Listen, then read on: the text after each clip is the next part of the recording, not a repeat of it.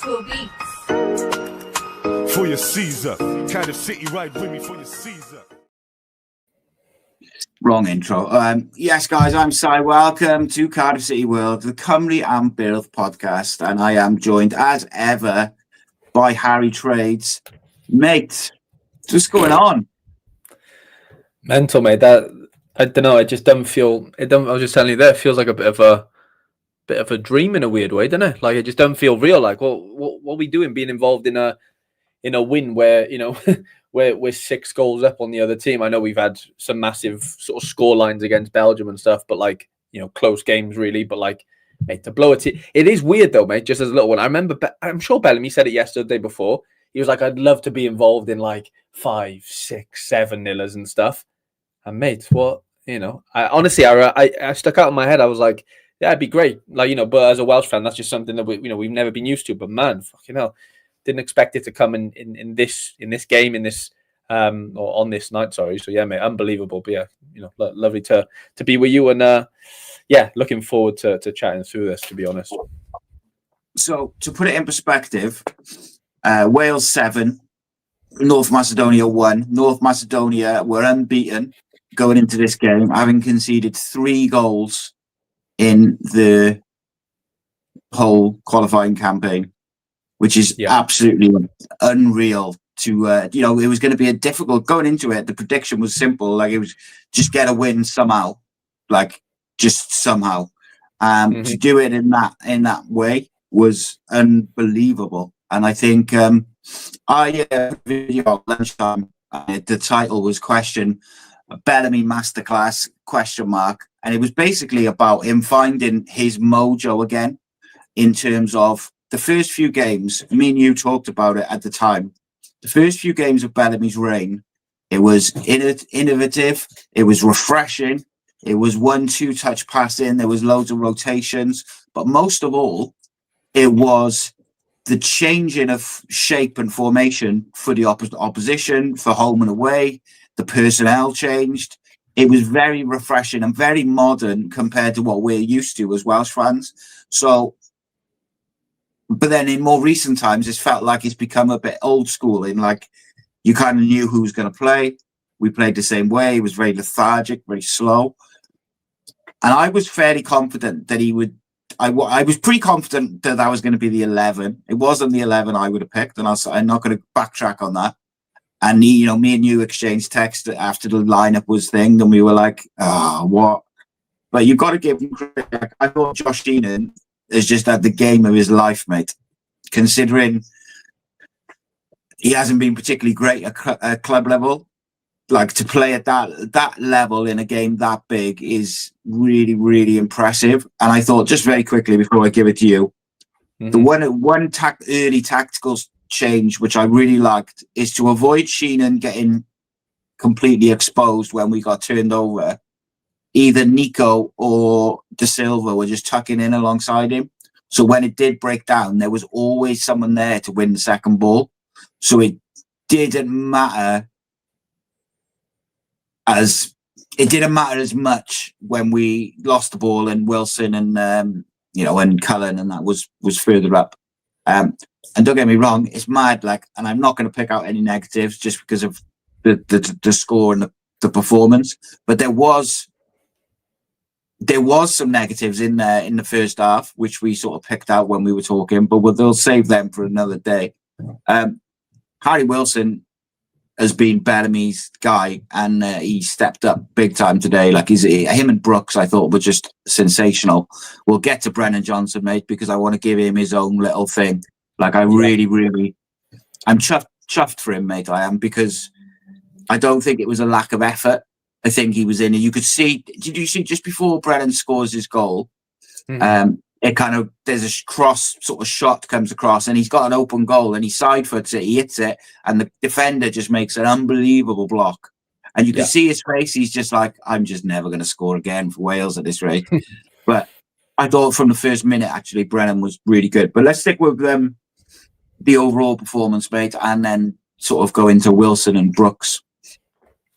100%, man. I think what kind of sums up for me, and I know I said this to you at half time, but our big players just turned up, mate. And you know what? It's been a while since that's happened, like simultaneously, like everyone at the same time. I'm talking Brennan, I'm talking Wilson, Brooks, Dan James.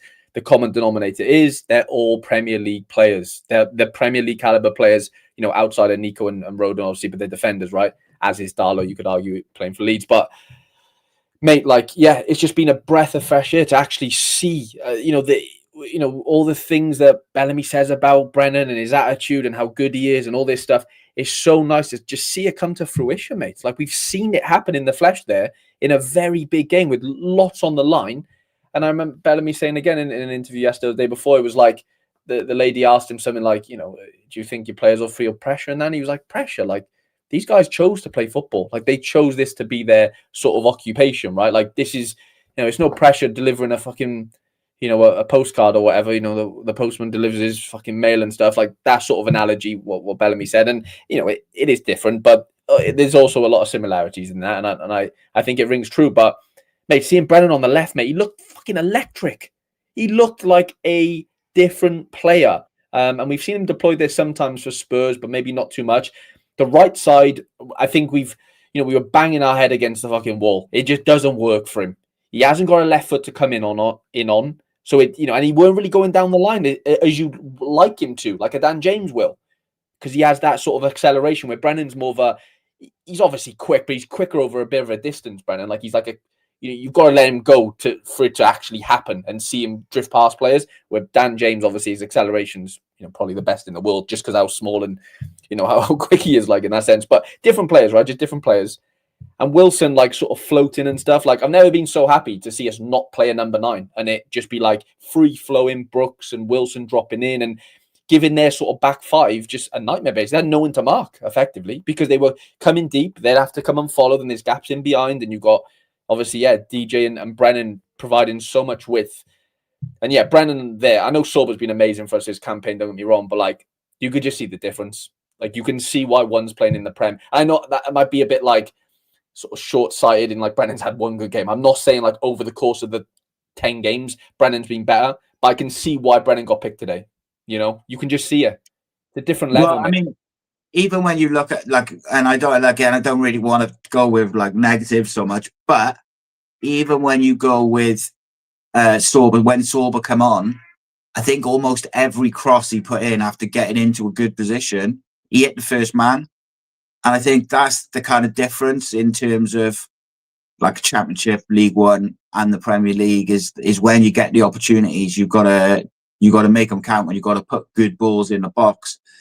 But this North Macedonia, a little word on North Macedonia, mate. I thought North Macedonia surprised me. They were way more open even before we scored than I expected them to be. Then they've been in every single game they've played throughout this campaign.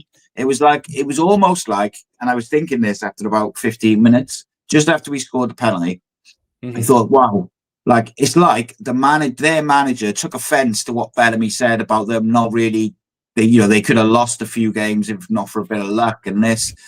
And it was like he took offense to it, and he just played completely different, a completely different way of play. They played so open, mate, and they were all over the place, North Macedonia. But you still have to take your chances. And as we saw on Saturday, if you don't take the chances, it can get a bit squeaky bum time then towards the end, even against the poor Liechtenstein side. You know, you concede a couple of chances and you're thinking, oh, Jesus Christ, like, this could go horribly wrong. And I just thought they were clinical. And they found it very difficult to deal with Brooks and Brennan Johnson and Harry Wilson because they just all dropped in. But it's Harry Wilson, problems, mate, isn't it? But it's the work rate as well. Like, Harry Wilson at one point, he took a corner on the right-hand side in the first half. It got cleared and they broke down the left. And he was the one who made the challenge and broke the attack up on the halfway line. And it was like, yeah, he's up for this. And you can't... mate. You know what I mean? Of course he's getting, you know what I mean? Captain of his country, 101st captain of Wales. What an honour, first time for him. And, you know, it's just sort of written for him, isn't it, mate, to score a fucking hat-trick and an assist. It's honestly things of sort of, you know, we all dream of, I guess. But, yeah, mate, it's just like, this is what we should be doing every game, because football doesn't work like that. But this is what, again, not what we expect, But it's got to be I'm not saying that the scoreline necessarily. I'm just talking about our best players turning up. Like, is that too much to ask for, Si? Really? And I'm not saying in this manner 7-1s. I'm just talking like, I'm not even talking work rate, because we know that's a given with Bellamy. That is like not even in question. We'll never talk about that, because we've seen under Page players have not sort of down tools, but like you can just see sometimes body language wise, players are just not having it. They're just not. But you can tell everyone's off the same hymn sheet for this Wales team. I'll never question like work rate necessarily, but the sort of chemistry and obviously the quality end product. I know football, putting the ball in the back of the net is the hardest thing to do in this game, obviously, right? That's why it's so sort of fun to watch, because not many goals normally get scored, but when they do, it's a blessing, especially when it's for your country. And I just would like to see a bit more of this on a consistent basis. And I think we'll get there. Bellamy has said, like, he has 3 days with these players, 2 days with these players. We can't expect miracles. Fair play, mate. In a short span of time, I know he's had his ups and downs, and there's been Bellamy outs. I've seen those on Twitter. I won't forget those. There's been a couple.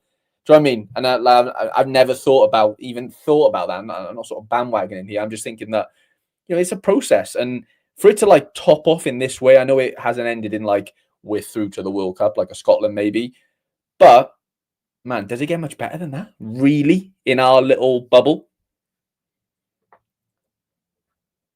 Yeah, I think it's one of them, mate, right? It's one of the most pleasing things for me today was the amount of times throughout the game from start to finish, and we didn't take our foot off the gas, but the amount of times we played off one touch, like one touch triangles, and the North Macedonia players just going around in circles. And I thought we looked a little bit shaky in the first half at the back. Like, I didn't really understand why they switched Dylan Lawler to the left. Yeah, that was a weird one, because I thought him and Roden looked a bit shaky or less secure than they did like the other way around.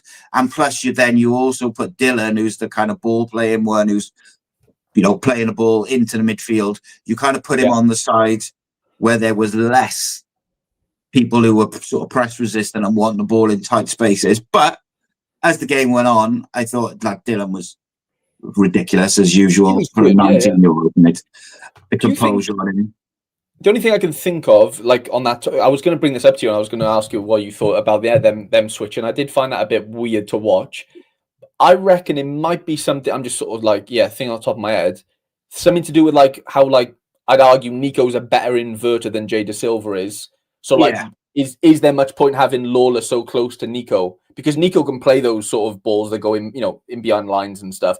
If he's inverting, obviously, if he's giving us width, then obviously he's not doing that. But do you get what I'm saying? Like, I guess if that's Dylan, the reason, it makes sense.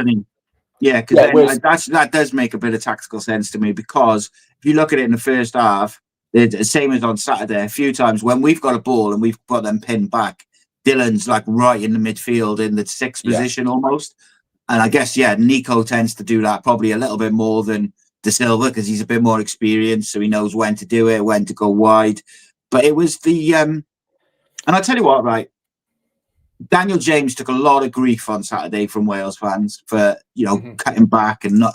And don't get me wrong, it was some of it was warranted, like as usual. Some of it's over the top, but some of it was warranted because he wasn't doing what he's in there. Like, Daniel James to me is in there for one thing. He's in there to go past his man on the outside, use his pace, get him behind, and get the ball across. And he didn't do it enough. He kept cutting in.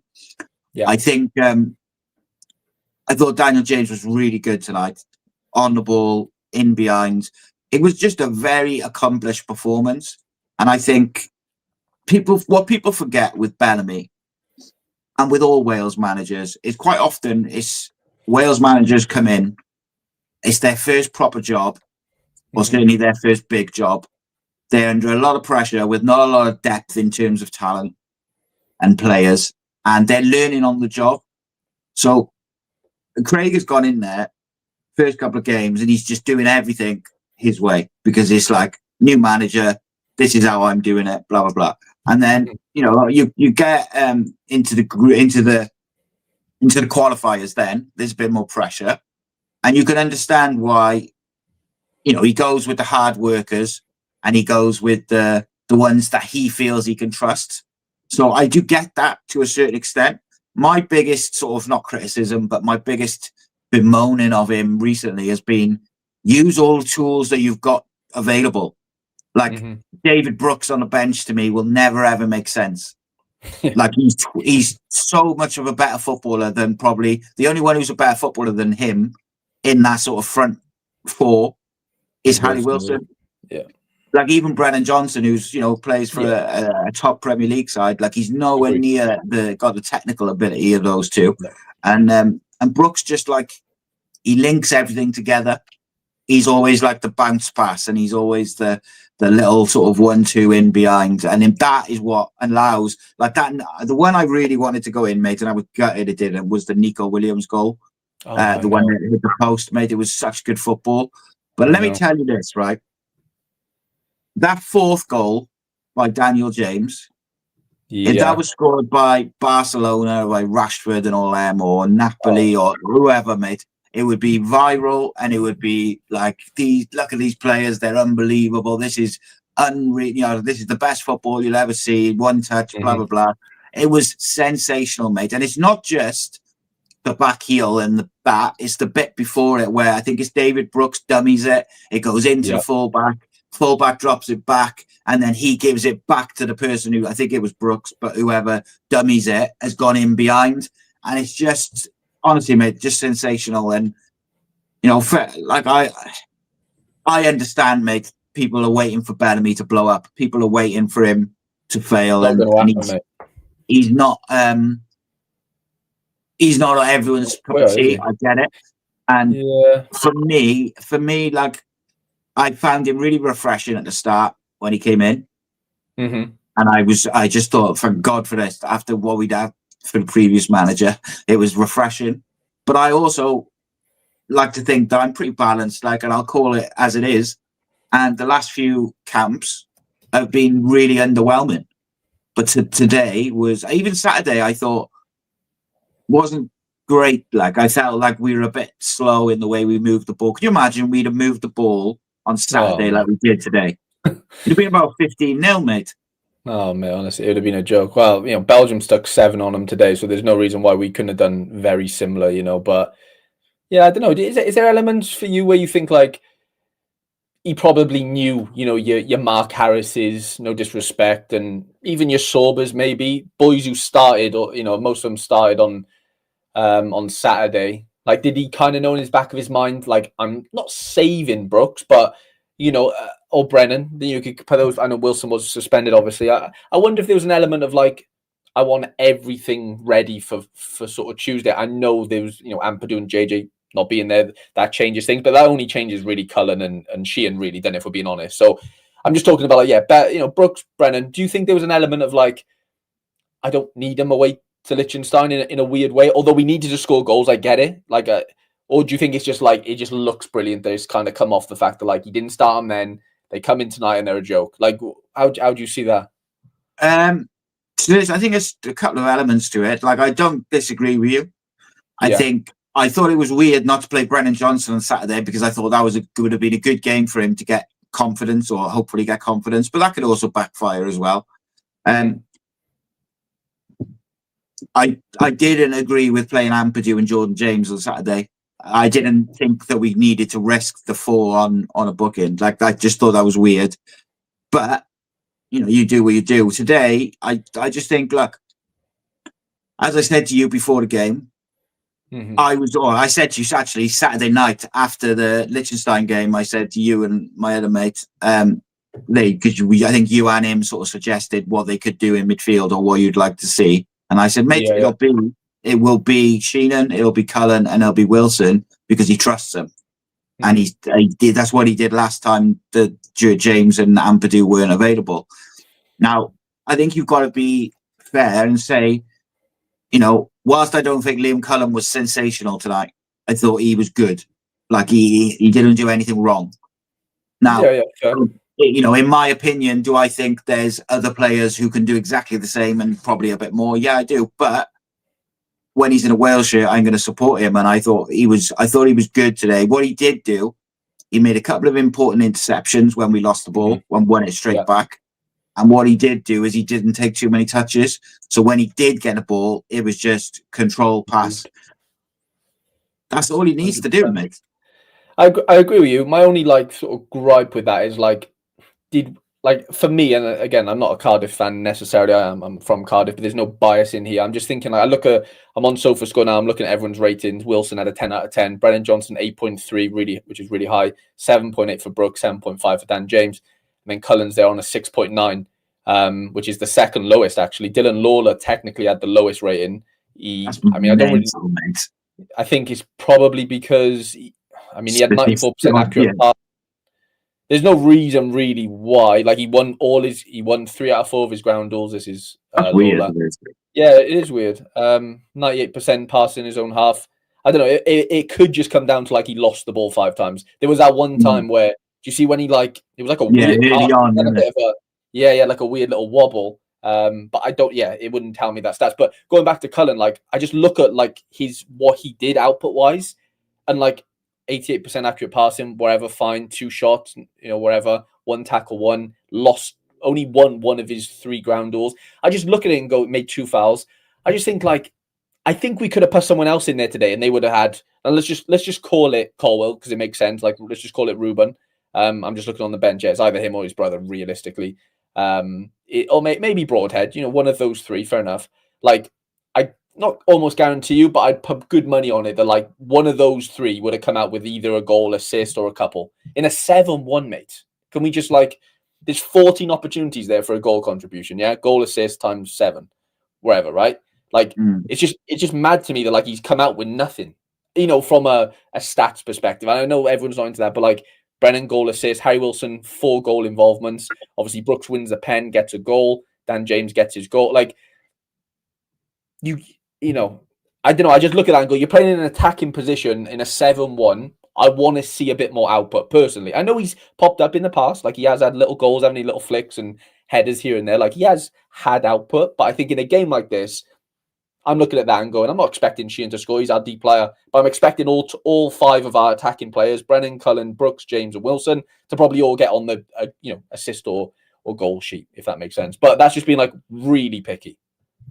Yeah, and I think like when you look at it from a pure statistical point of view, in terms of you've scored 7 goals, you're looking for those players to be involved. But I think, in fairness to him, he didn't do anything wrong as such. No. I was expecting a bit of not magic. I'm looking for a player there who can, score me a goal or go and get me an assist or 2. Like that's all. I'm not saying he didn't do anything wrong. I'm just thinking like next level. Is there someone that can come in and actually produce, if that makes sense, just give output. I'm just not seeing output there personally in a game where we had 70% possession, touched the ball 29 times.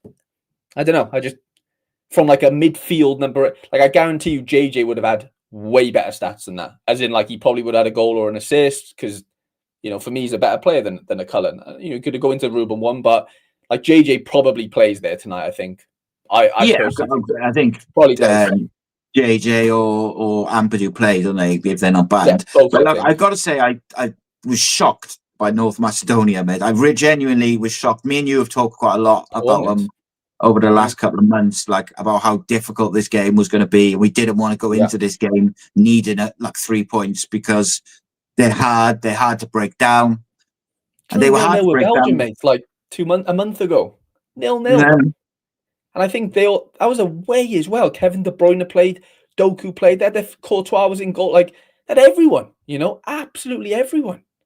It's mad. I mean, their goal is very fortunate as well because the keeper slips. Like if he doesn't slip, he saves that anyway. Yeah, he definitely has a better chance too. Mate, it's really harsh. Opta have given Darlow an error there, which I think is really harsh. Like on the slip, I know. I don't think the slip really does.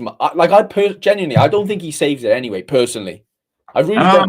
Okay. I thought it was. It's like a weird angle. Like it's honestly, it's like near post. Isn't it did though, when he slips, it opened. Like he slips, and the moment he's on the floor, the striker's decision is made for him, and he just puts it in the net. And the ball's going past him while he's like getting up. so he's I know, never it going was to be able to you're right. react like his favourite. Oh no, But, no, not after the slip. But I just thought it was harsh that they gave him an error for that. Like, it's just mental. Yeah, I think that's very harsh, mate. I was really, really pleased for Isaac Davis to get his Welsh debut, Unbelievable. and I thought actually he didn't do a lot, but he got an One assist. assist though. Yeah, he did. And Mate, I'm telling you, but that's the little things. Like, no disrespect, you put Sparky on, and like that probably doesn't. Like, it's just instinct he sometimes. doesn't Some get players, that, does he? yeah, like some But players just. Some players it just goes from, and they're on their debut and they have a flick and it goes in or gets an assist. Like little things like that just happen. It's sometimes written and sometimes like if a Biancheri came off the bench or something, he's bound to just get something in a game like this. And you just tell some players just have the knack of just getting involved in in goal involvement. And Isaac Davis is definitely that player for me. Like I think he can definitely have an impact. Yeah, mate. I think the other side with Isaac is I think I said this in my video on Sunday, but it's hard for me because people just think it's a Cardiff thing all the time, and it's really not. Like, but I look at him versus Mark Harris, and I think he offers everything which Mark Harris does. He presses, he works hard. He's got pace, but what he offers is a genuine direct. Like he can run with the ball, he can get in behind, and he's got a bit more of a natural goal scorer's like instinct with him. 100%. But with the people forget as well, mind the five Cardiff players who were in the squad, they're all like in 22 and under. So Colwell's the oldest, basically. Yeah. And Ruben, and don't get me wrong, like people like myself and a lot of the people watching, we watch them each week, so we know. I look at Jay De Silva just as an example.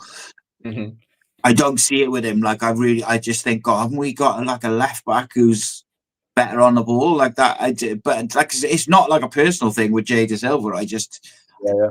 He looks a bit off it. He might be nerves. He hasn't played a lot of international football, so maybe he's putting a lot of pressure on himself to be that guy. And maybe he thinks in his head, he's thinking, well, Ben Davis is going to be retiring soon, so I've got to make this place my own. And then it becomes like a big. Almost like the pressure in your own head, in it, whereby you're putting that pressure on yourself. But what I've seen of him in Saturday and today, I was like, well, why isn't Kipakio playing and Nico on the left? Because I see Kipakio every week and he's way better than this, but it's a different level. They're different ages. There's a lot of things which us as fans don't see, and you've got to trust the people who are seeing them week in or day in, day out in the international break. There's a reason why. Like, look, I'm leaving Colwell out of that conversation because I think there's other reasons. But the rest of them, I think you've just got to have it at face value that in training, Jay De Silva looks maybe a little bit better than Kipakio. Whatever that might be. It might be physically, might be on the ball, might be defensively, whatever. Same with Joel Colwell versus Liam Cullen. Same with Dylan played anyway, and I think Dylan's probably nailed down that spot now alongside Rodent, if I'm honest. Unless I guess it depends what they want to do with Ben Davis. With Ben, if they want to play Ben centre back, then he probably does come in for Dylan. But I wonder whether they may switch to a 3, mate. To be honest with you, because you've got players who can play as wing backs naturally. Nico, Sorba Thomas can play as a wing back. Even Kipakio and people like that. So I wouldn't be shocked if we switch to a 3 for the playoff. It looks like we're going to get. Is it Montenegro we're most likely to get? Is it? I haven't really. I'll be honest. I haven't really caught up on the pot situation after tonight. Not seen much on Twitter either, actually. But I'm sure I could find something. But yeah, with Jay. I mean, Jay's 27. Like he would be considered like a bit of a not veteran, but in that squad, like there's not many older than him really. Like all our best players are basically in that age, right? Like Wilson's 27, Brooks is like 26 or whatever. Or, like they're all in that little age gap. And yeah, I'm sure Kipakio will probably be a better player than him. I just think Jay De Silva offers security, would be like the best. Like if I'm the manager, I'm looking at him and going, yeah, like he's sturdy. He's not the biggest or anything, but he'll be tidy. He looks really tidy on the ball. I'd argue that's probably one of his. I know he gave a few balls away early on, like tried to thread a few down to Brennan and made a few risky passes or whatever. But for me, I think I look at him and go, he's very technical as far as like he was taking corners against Liechtenstein. Like he's got a wicked delivery on him. not unbelievable, but like Bellamy obviously Yeah. trusts him enough to take corners. Like he's clearly got Yeah. something going for him. But I'm not saying I'm not sort of waxing lyrically. I'm just looking at it and going, yeah, 27, played in the Championship for years. I can see why he's come in. He's quick, not rapid, but he can move.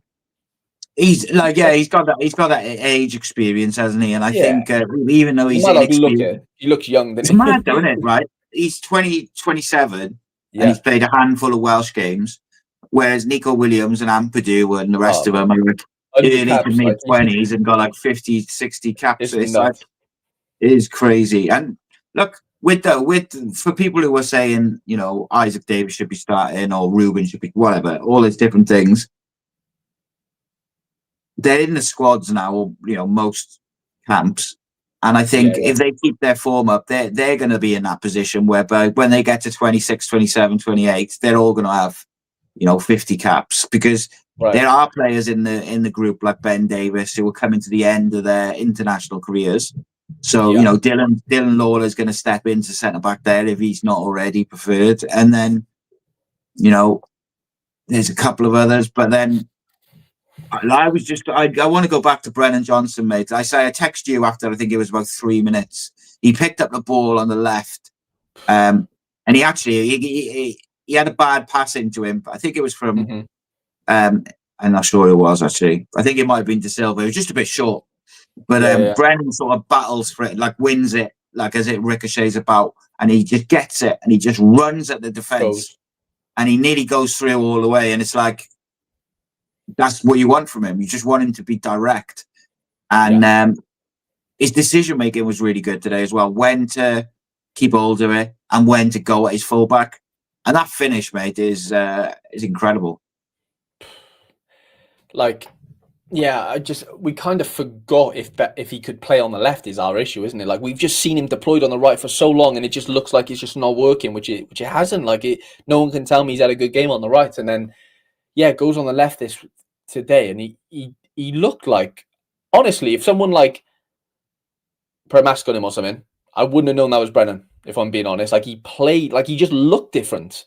The way, and then you do when you play on, on different sides, you're going to come inside, your body angles are different. But mate, he actually looked like a proper winger. It was strange, like in a good way, like a wow, like he looked like, I know this is just hilarious now, but like he looked like the Welsh Neymar or something. Genuinely, like he was sort of like putting balls around people, and obviously, sort of just progressing with the ball in a way that like no one could get near him, but like he was winning fouls. Like, mate, he looked like genuine. Like, my mate texted me then, we were slagging him off earlier before the game, saying like, how bad is he for us and stuff, because that's just how it's been, right? Like, we're just saying how it is.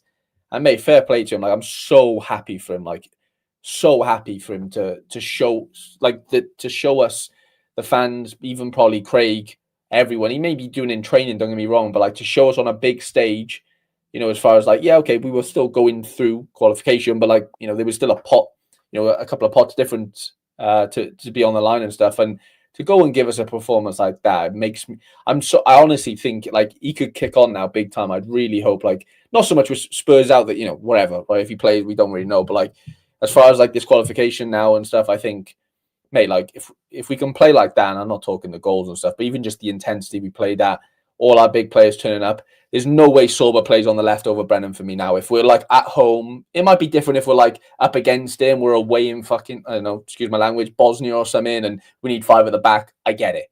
But like, there's no way Brennan Johnson isn't starting on that left side now, in the next game, whether we're at home or away. I just want to tell you on the pots, mate, I've got them here.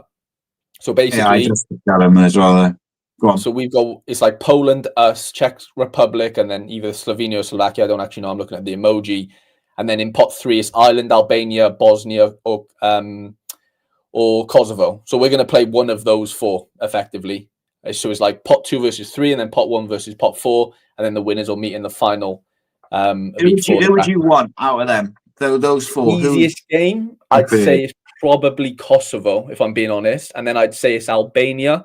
And then I'd say Bosnia. I don't think Ireland are. I mean, we've seen Ireland are Ireland are the one I'd want to avoid, if I'm being completely honest. From like, like how good they are perspective. Bosnia nearly went through tonight, mate. They were like a goal away. Austria scored pretty late on. They nearly beat Austria in Austria. So like, I'm avoiding them. Albania, obviously, we've seen them play England.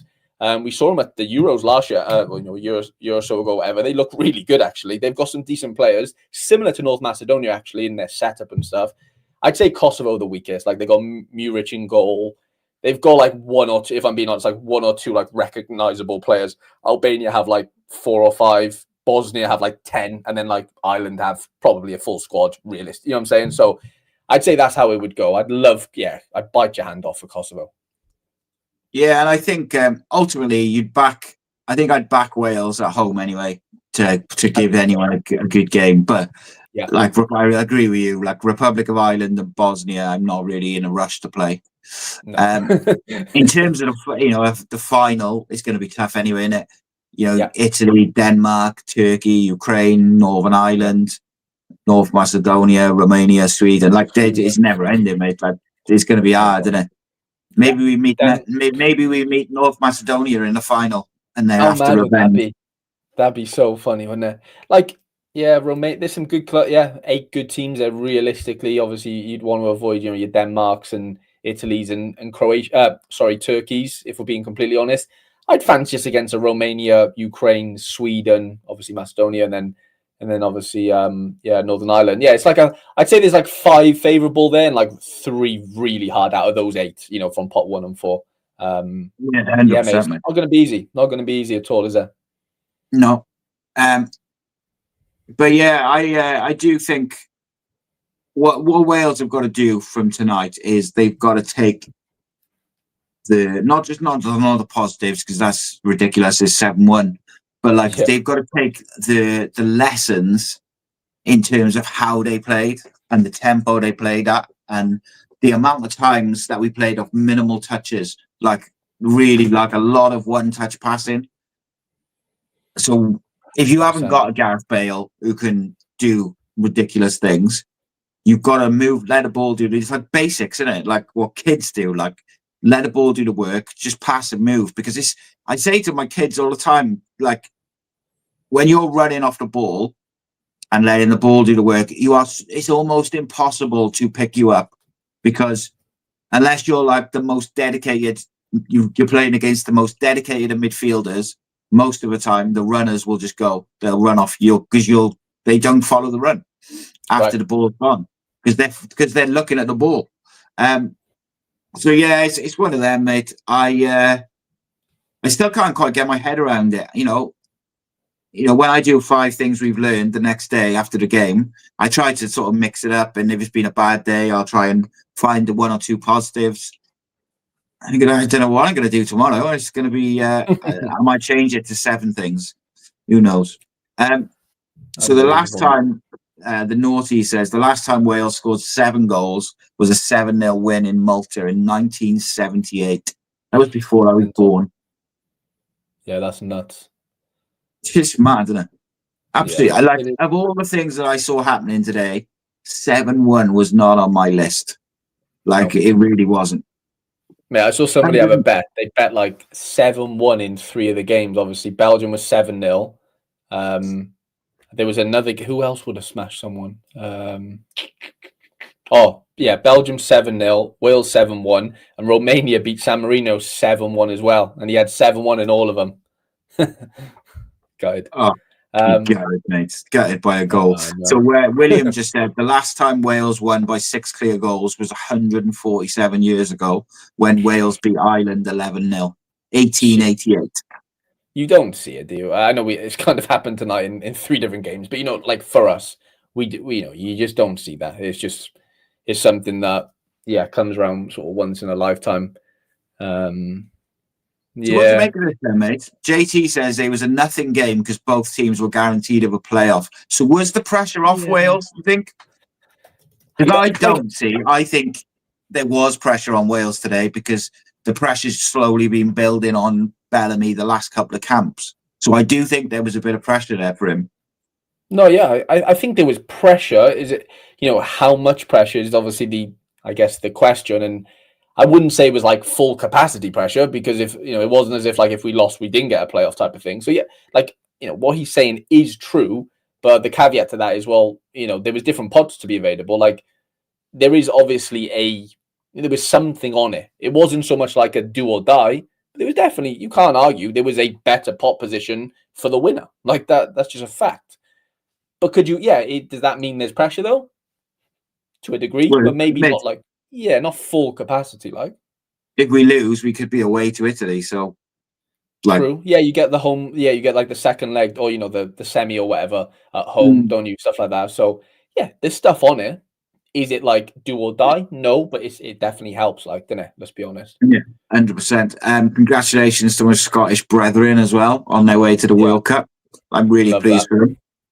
Loving Excited. that. Oh yeah. Yeah, I'm really happy for Scots. Yeah, I just not quite sure.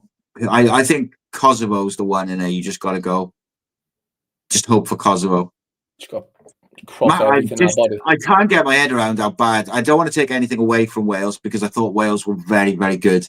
But I just cannot believe how North Macedonia capitulated. From the moment we got that first penalty, they just fell apart. And I know they came into it when they scored, but their goal had a lot of luck to it, and they never really looked like. And even then, there was a chance in the second half. Was it second half or no? Late in the first half, where Nico slips after Roden misjudges his header, and it looked like they were in again from a slip, and the guy just miscontrolled it and sort of took it out wide. But they didn't carve us open. They didn't create any chances really, even set pieces. I said this morning and yesterday, like an early goal would change the whole dynamic of it because then North Macedonia couldn't just sit in. Right. So I think that, they were a bit more attacking anyway than I thought they were going to be, or in terms of their pressing, at least. They were very direct in how they tried to attack. They just sort of put it up to the striker and played off him. But I was surprised how much they pressed early on. Like, I thought they might sit in a little bit more. But I'm happy to say that I predicted a Craig Bellamy masterclass this morning. So take that all day long. Yeah, 100%. I was just thinking then, like, how mad is it? Like, we're going to have two of our best midfielders back into that side, by the way. Like, imagine if we had Ampadu and JJ there, really. Like, what an 11 that is. I know Ben Davis as well. You could argue pop him in instead of Jada Silva, but that's our strongest team there, innit? By a country mile, if we're being honest. Like, you need some kind of thing. Yeah, I think interestingly, right? I'd have to go back and check, but I mean, if you've got SofaScore open, you might be able to look. Yeah. I would argue, or should I say, from memory, I think in Bellamy's first couple of games, Kiefer Moore didn't start. Might have started one, but you could be right. Or did he start the away games? And he didn't start the home games. Let's have a look. So Wales, Belgium. He didn't start the home. Won't count Wales, England, and then Wales, Canada, Kazakhstan. He might have played away. Game? He played away to Kazakhstan and scored the winner. Yeah. No, but I mean, like right at the start of Bellamy's reign, when we were really, really good. When we played Turkey, didn't we, on a Friday night? I'm pretty sure Kiefer Moore didn't start like the first couple of games that he was the manager. And I just wonder whether these players are more suited to being a bit fluid and having the rotations and just moving the ball quickly off like a couple of touches rather than they are the old school play up to the 9 and play off him. Because they're all really good technical footballers. So maybe they're better at just getting the ball down. Pass, move, you know? I'm looking at the game here. Wales 0-0 won there. Ramsey played as a false 9. And then that's right. Sorba and Brennan. Yeah, Kiefer didn't start that one. He came off the bench though for Ramsey. I mean, it seems as though, I know we drew that one, but it seems as though we have a lot of sort of luck, I guess, or success with like a false 9 with like no forward like that. That sort of, remember the Spanish team with like Fabregas, that sort of false 9, he kind of sort of made it popular, I guess, back then. But like, it does seem to work for us whatever way, like everyone interchanging in different pockets, in angles and combining, make it, because, Bellamy loves a 2-on-1. He loves an overload. And like, when you've got a Kiefer, he's just not that type of player, is he? Like, I'm not saying he hasn't got good feet and stuff. Like, he can hold the ball up and be a threat in certain areas, and his height and stuff's like a blessing and a curse, I think, in some ways. But yeah, I think overall as like a starting 11, it does. I'd be shocked if Kiefer like gets into it. If there was like no injuries, I think he's more of a 30 minutes off the bench guy to change things around. I think Bellamy would like to go into games having fluid, dynamic 5 or 6 sort of attackers, and they all sort of, but it's horses for courses, right? Like, it's not always going to work against the same sort of opposition. There might be scenarios where, Kiefer's going to needs to be utilised because we know they got 2 small centre halves and we could just bully the life out of them and get runners around him. That can work. You can have players running off him, and he's just causing havoc against their centre halves if they're not physical or whatever that looks like. So I'm not writing him off necessarily because equally, mate, if we get Ireland in the draw, like we might go with Cymru there, where it's a bit more like a derby, like a British game, isn't it? Like a Premier League game. But I think when Harry Wilson plays in that false 9, and then you've got the pace of Brennan Johnson and Daniel James and the cleverness of David Brooks, plus you've got Nico Williams coming in from his side. Yeah. What it does is, like, Harry Wilson is so good at getting on the half turn because he can pop a ball around the corner, he can pop a little dink, he can carry it and drop a shoulder, he can play little 1-2s. Like, he's so good and he's so versatile. And I think him dropping in the pocket, just the centre back's got to make a decision. Do I go with him? Do I not? If I don't go with him, he turns and he's going at me. And if I go with him, I'm leaving a space for Brennan Johnson or Daniel James, whoever, to run into. And we did that time and time again. And I think, like I said, playing off minimal touches, and that's what impressed me the most, because that's, in my opinion, it's like the most simple football to play, but it's also the most difficult football to get footballers to play, because all footballers want to get on the ball and show what they can do and do the skills and beat a man and all the rest of it. So it's like this weird conundrum whereby it's the most effective football is so hard to play against when a team is just going bang, bang, bang, bang, bang, but no footballers want to do it. So no, it's tough. No, I think no football. It's probably a bit of an exaggeration, but it is a type of football which footballers naturally don't want to do. All footballers, like from professional to grassroots, because they want to carry the ball and they want to have touches. Mm-hmm.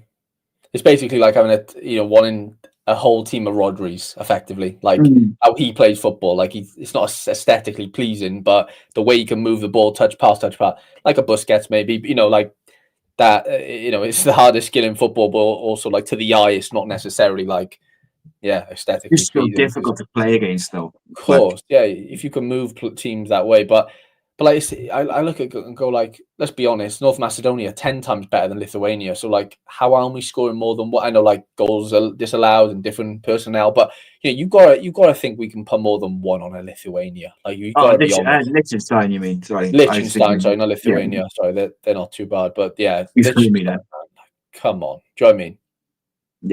Yeah, mate. It's hard. And don't get me wrong. Like, Liechtenstein is like a super, super low block, and they're literally just defending for their lives. But other teams are sticking 6 on them. North Macedonia, we were too slow moving the ball. We'd taken too many touches. The crossing was poor. And like Brennan Johnson's crosses today were in the first half were exceptional. Just getting on. But they're all like low and driven.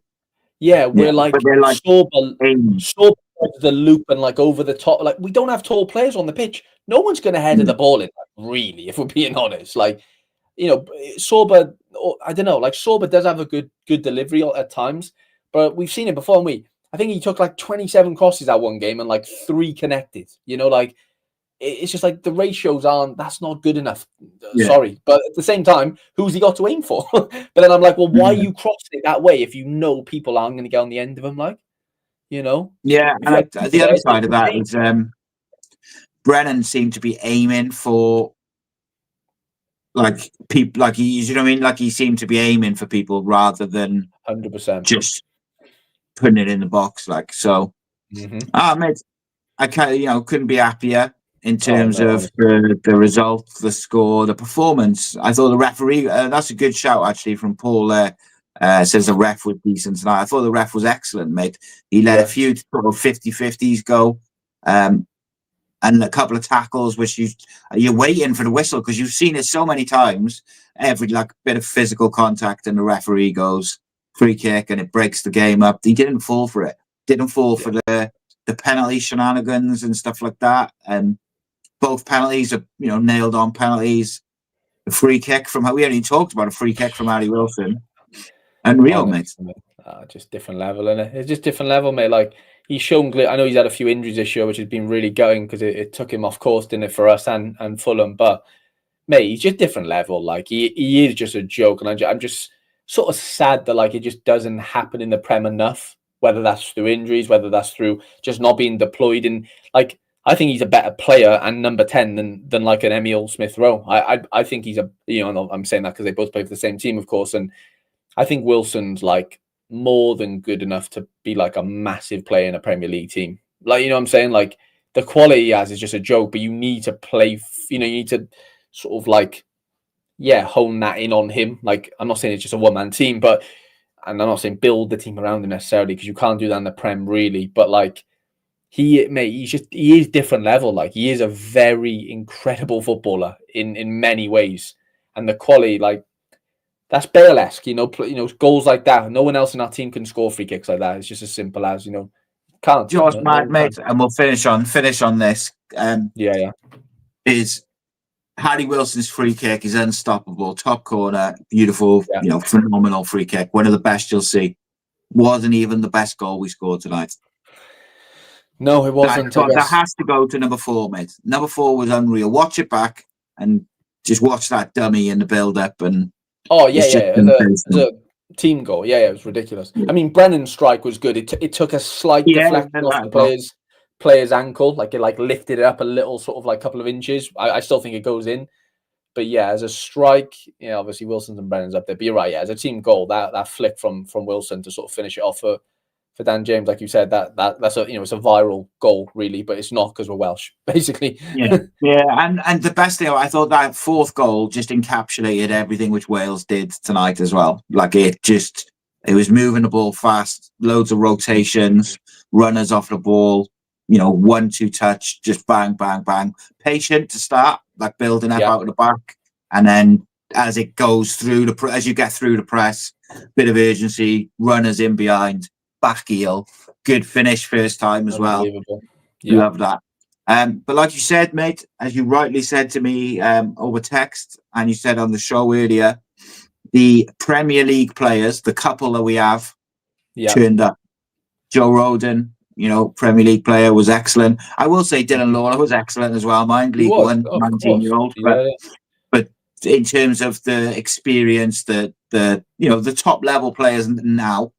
In Joe Rodon, in Harry Wilson, David Brooks, Brennan Johnson, they all turned up, and they turned up real sharp. 100%, mate.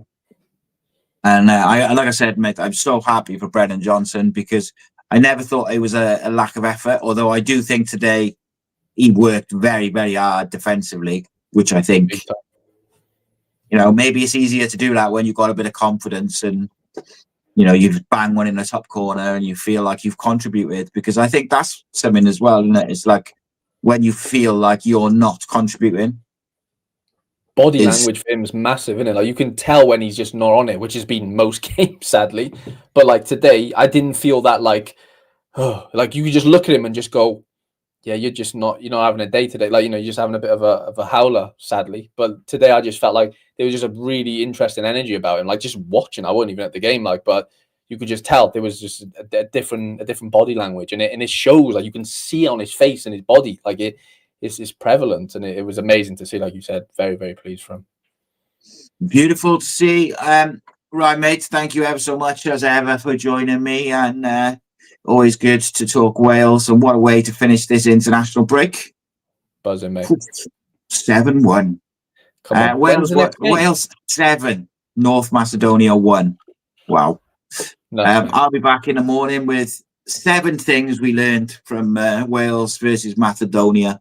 and Cardiff City content 7 days a week. But it's not just Cardiff City content. There's also EFL content. On Thursday, we have an interview out with Reece and Robert, joined by Wimbledon's head of academy. And we also have all new episodes of Inside the EFL dropping very soon, where I take a visit to professional football club, talk about the workings of the EFL. I wonder where I'm going next. We'll have to wait and see. Love that, in mate. a bit. Thank you, mate. All the best. This channel is powered by an incredible membership community on Cardiff City World and patreon.com/AcePodcastNation. Becoming a member unlocks exclusive rewards from early access to live event tickets, bonus content, and even the occasional inside transfer scoop when we get it. But more importantly, it allows us to bring you top quality Cardiff City content 7 days a week. Across those 7 days, we're talking match previews, exclusive interviews, instant match reactions, the breakdown podcast, tactical deep dives, the spotlight series, Bluebirds Rewind, Academy Focus, and just so much more.